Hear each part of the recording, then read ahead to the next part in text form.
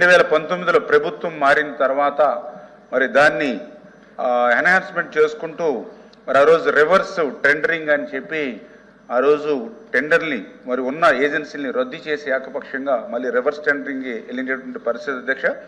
అందులో కూడా చాలా క్లియర్గా ఆ రోజు మరి అసెంబ్లీలో కూడా చెప్పడం జరిగింది. ఆ రోజు రివర్స్ టెండరింగ్ ద్వారా మేము దగ్గర 628 కోట్ల రూపాయలు సేవ్ చేశామని చెప్పారు. కానీ వాస్తవంగా చూసినట్లయితే మరి ఒక పక్క సేవ్ చేసినట్టు ప్రజలకు చూపిస్తూ మరొక పక్క దగ్గర మళ్ళీ అంచనా వ్యయాన్ని 11,704 కోట్లకి పెంచడంతో పాటుగా మళ్ళీ టెండర్స్లోను కూడా డిజైన్స్ మారినాయి అని చెప్పి క్వాంటిటీ వేరియేషన్స్ వచ్చినాయి అని చెప్పి ఏదైతే ఆ యొక్క రివర్స్ టెండర్స్లో ఉన్నటువంటి అంశాలని మళ్ళీ విడదీసి మళ్ళీ వాటికి వేరే డిజైన్స్ కూడా చేర్చి అదనంగా మళ్ళీ టెండర్స్ని పిలవడం జరిగింది అధ్యక్ష. ఆ రకంగా చూస్తే రివర్స్ టెండరింగ్లో అంటే ఆ రోజు మొదట ఏదైతే ట్రాన్స్ఫర్ ఉందో అది -14% వాళ్ళు టెండర్స్ని కోట్ చేయడం జరిగింది. తర్వాత వచ్చినటువంటి రివర్స్ టెండరింగ్లో వీళ్ళు -12.6కి మెగా కోట్ చేయడం జరిగింది. ఆ రకంగా టోటల్గా చూస్తే ఫస్ట్ సెకండ్ చూస్తే -26.6 వాళ్ళు మరి తక్కువ కోట్ చేయడం జరిగింది. దీన్ని సేవింగ్ అని చూపించారు ఆ రోజు ప్రభుత్వం. కానీ వెంటనే ఆ యొక్క టెండర్స్లో ఉన్నటువంటి వాటిని అన్నింటినీ కూడా మళ్ళీ డిజైన్ చేంజింగ్ అని చెప్పి మళ్ళీ సెపరేట్గా మళ్ళీ అదనపు వర్కులు కూడా చేర్చి మళ్ళీ 3,500 కోట్లు మళ్ళీ సెపరేట్గా టెండర్స్ని పిలవడం ద్వారా దాంట్లో కేవలం -1% మాత్రమే టెండర్స్కి వెళ్ళడం జరిగింది. అంటే వాస్తవంగా ఆ రోజు ప్రభుత్వం గనక మరి నిజాయితీగా ఉన్నట్లయితే ఆ వర్క్స్ డిజైన్స్ మారి సెపరేట్ టెండర్స్కి వెళ్ళవలసి వస్తే ఏదైతే మొదట -26కి ఏదైతే రివర్స్ టెండరింగ్లు వెళ్ళారో ఆ -26.6గా ఈ వర్క్స్ని అప్పచెప్పుంటే అది నిజంగా సేవ్ అయ్యింది తప్ప ఒక పక్కన సేవ్ చేస్తున్నాం రివర్స్ టెండరింగ్ అని చెప్పి మరొక పక్క దగ్గర మళ్ళీ 2-3 వేల కోట్ల రూపాయలు మళ్ళీ అదనం భారం ఆ రివర్స్ టెండరింగ్ ద్వారా ఆంధ్రప్రదేశ్ రాష్ట్ర ప్రజల మీద మోపినటువంటి పరిస్థితి అధ్యక్ష. ఇది మొదటగా సభ్యులకి సమాధానం చెప్తూ ఉన్నా. అదేవిధంగా ఏదైతే ఈ యొక్క రివర్స్ టెండరింగ్తో పోలవరం ప్రాజెక్టే ప్రశ్నార్థం అయిపోయినటువంటి పరిస్థితి.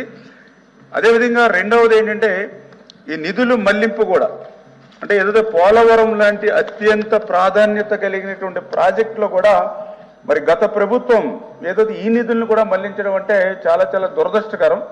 ఎందుకంటే ఆ రోజు మనం చూస్తే 2014, 2019లో ఆ రోజు కేంద్రం ఇచ్చేటువంటి సాయం ఏదైతే పోలవరంకి ఉందో దాన్ని కంటే ముందుగానే రాష్ట్ర ప్రభుత్వమే స్టేట్ బడ్జెట్ నుంచి కూడా పెట్టి ఎందుకంటే పోలవరం పనులు త్వరితగతంగా పూర్తవ్వాలనేటువంటి ఆలోచనతో 14-19లో ఆ రోజు మరి తెలుగుదేశం ప్రభుత్వం 11,762 కోట్లు ఆ రోజు ఖర్చు పెడితే ఆ యొక్క 5 సంవత్సరాల కేంద్రం నుండి విడుదలైనటువంటి మొత్తం 6,764 కోట్లు మాత్రమే. అంటే స్టేట్ బడ్జెట్ నుంచే మనం ముందు అమౌంట్ను మనం ఖర్చు పెట్టినటువంటి పరిస్థితి ఆ రోజు తెలుగుదేశం ప్రభుత్వంలో. మరి తర్వాత ఏదైతే 2019, 2024 వైఎస్ఆర్సీపీ మరి ప్రభుత్వ హయాంలో చూస్తే వీళ్ళు ఖర్చు పెట్టింది కేవలం 4,167 కోట్లు మాత్రమే. అంటే ఆ రోజు 5 ఇయర్స్లో మేము 11,762 కోట్లు ఖర్చు పెడితే లాస్ట్ గవర్నమెంట్ 4,167 కోట్లు మాత్రమే ఖర్చు పెట్టింది. 4,167 కోట్లు ఆ రోజు వైసీపీ గవర్నమెంట్ ఖర్చు పెడితే వీళ్ళకి కేంద్రం నుంచి వచ్చినటువంటి విడుదలైన మొత్తం చూస్తే 8,382 కోట్లు. అంటే 14-19లో తెలుగుదేశం ప్రభుత్వం చేసినటువంటి పనులకు సంబంధించినటువంటి డబ్బులు కూడా నెక్స్ట్ గవర్నమెంట్ 19-24 వీళ్ళకి రావడం జరిగింది. ఇట్లా కేంద్రం నుంచి అంటే ఖర్చు పెట్టినటువంటి దానికంటే కూడా అదనంగా కేంద్రం నుంచి పాత రీఎంబర్స్మెంట్ వచ్చినప్పటికీ ఆ అమౌంట్ని పోలవరంలో కూడా ఖర్చు పెట్టకుండా మళ్ళీ అట్లా 3,385 కోట్లు మళ్ళీ డైవర్ట్ చేసేసినటువంటి పరిస్థితి దుస్థితి అధ్యక్ష. అంటే అత్యున్నతమైనటువంటి ఏదైతే ఆంధ్రప్రదేశ్ రాష్ట్రాన్ని భవిష్యత్తులో ఒక కరువు రహిత రాష్ట్రంగా మార్చేటువంటి ప్రాజెక్టు పోలవరం ప్రాజెక్టు, తెలుగు జాతి కళ పోలవరం ప్రాజెక్టు. అటువంటి పోలవరం ప్రాజెక్టు తన సొంత డబ్బులు స్టేట్ గవర్నమెంట్ అవసరంలా పాత గవర్నమెంట్ ఖర్చు పెట్టిన డబ్బులు కేంద్రం రియంబర్స్మెంట్కి తీస్తే దాన్ని కూడా పోలవరంలో ఖర్చు పెట్టకుండా దాన్ని కూడా నిధులు మళ్లింపుకు తీసుకెళ్ళడం అనేది చాలా దురదృష్టకరమైన అధ్యక్ష.